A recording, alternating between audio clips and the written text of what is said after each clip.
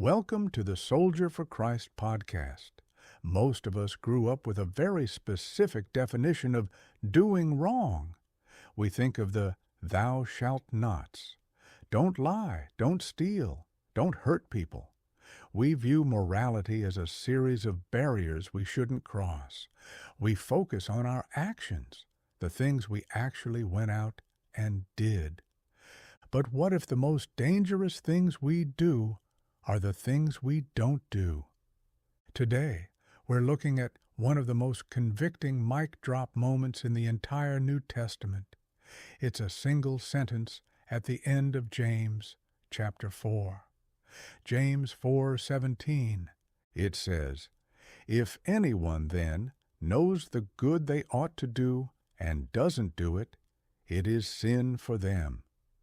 In theology, we call this a sin of omission. Most of our lives are spent avoiding sins of commission, the active choices to do evil.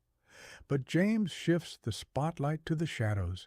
He's talking about the moments where we see a need, we have the resources to meet it, we know it's the right thing to do, and we just keep walking.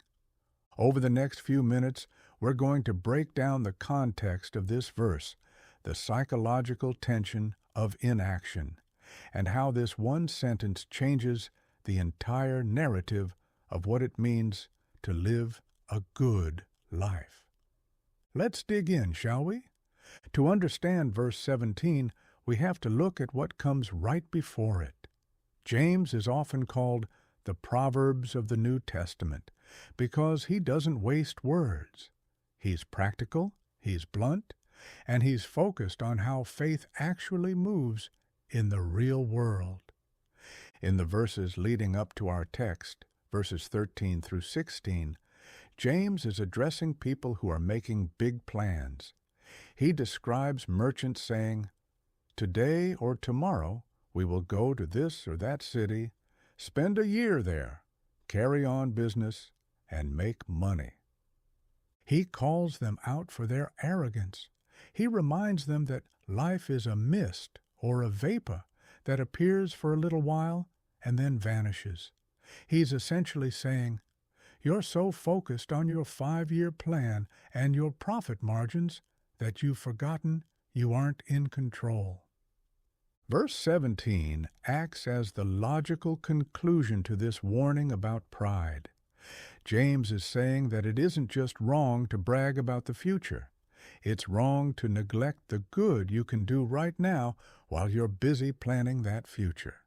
If you're waiting for the perfect time to be generous or the right moment to stand up for justice, but you see the opportunity today and ignore it, James says that is where the sin lies.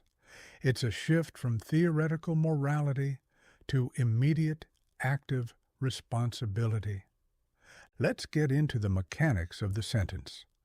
If anyone, then, knows the good. The Greek word used for good here is kalos. It doesn't just mean not bad. It implies something beautiful, honorable, and morally excellent. It's the good that contributes to the flourishing of others. Crucially, it starts with knowledge. James isn't talking about accidental negligence.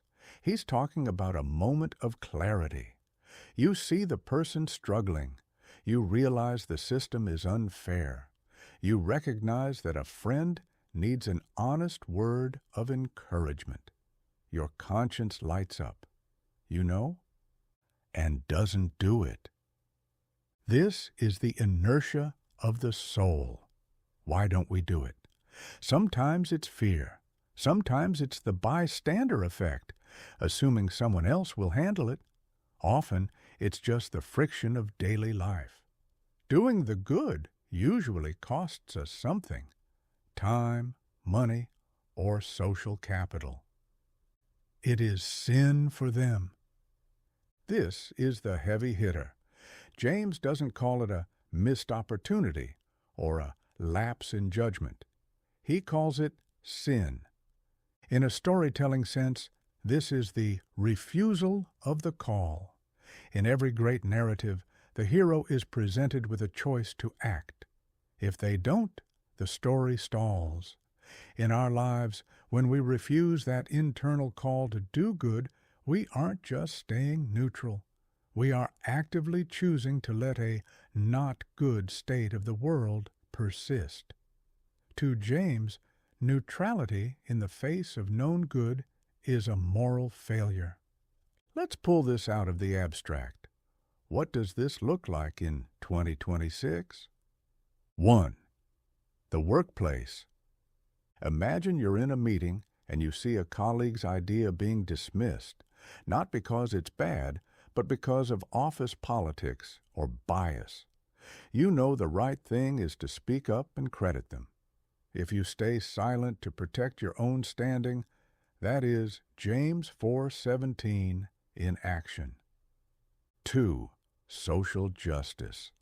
If we see a neighbor struggling with food insecurity or notice a systemic injustice in our community, and we have the means to help or the voice to advocate, but we choose the comfort of our own routine instead, that is the sin of omission.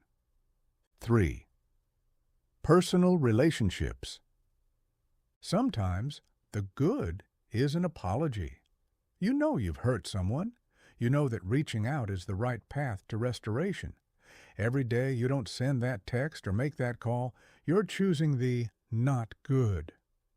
The psychology of inaction goes like this. We often tell ourselves, well, I didn't do anything wrong today. I didn't break any laws. James is challenging that comfort. He's saying that a life defined by what I didn't do wrong is an empty life. A truly faithful life is defined by the good I actively chose to do. It's about the narrative of responsibility. If you have the power to change a trajectory for the better and you choose to stay a spectator, you're responsible for the outcome of your silence. As we wrap up, it's easy to feel overwhelmed by this verse. If every missed opportunity is a sin, how can we ever measure up? But I don't think James wrote this to drown us in guilt. I think he wrote it to give us agency. Verse 17 is an invitation to live an eyes-open life. It's an encouragement to stop living in the vapor of future plans and start living in the concrete reality of the present. It tells us that our actions and our choices to act actually matter. When you see a good that needs doing, don't overanalyze it. Don't wait for a 5-year plan. Don't worry about being eloquent or perfect. Just do it, because that good is a prompt, and following it is the difference between a life of safe neutrality and a life of transformative faith. Next time you feel that tug, that quiet internal nudge to help, to speak, or to give, don't let it pass.